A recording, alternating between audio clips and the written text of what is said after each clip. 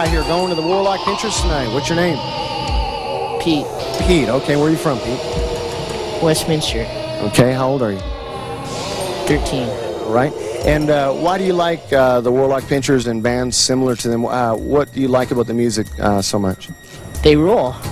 They rule. Yeah. Oh, yeah?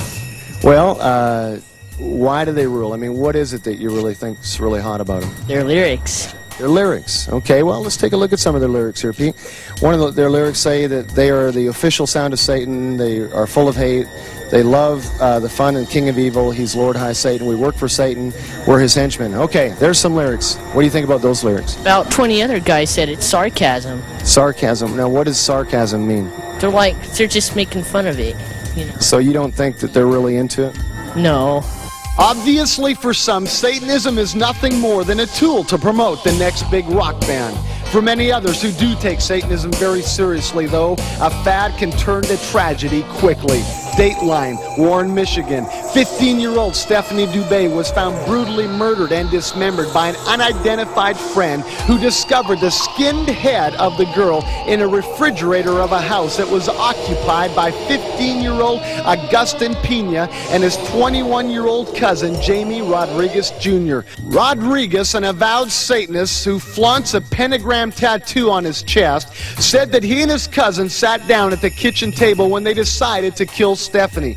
They spread newspapers on the basement floor and brought their victim down, repeatedly stabbing her and later cutting her body into pieces. Rodriguez faces a life sentence for first-degree murder and says that he feels no remorse. Stephanie was a 9th grade student at a Christian school in St. Clair Shores who had recently tattooed the number 666 on her chest in rebellion against her mother.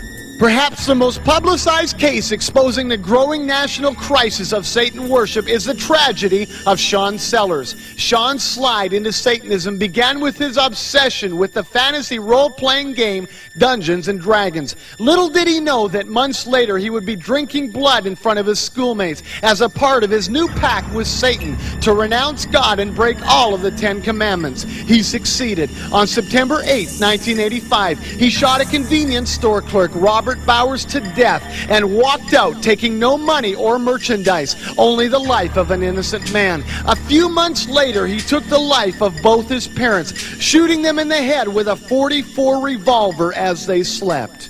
I began to believe that just because they were your family doesn't mean you have to love them. I love my friends. I love them because I choose to.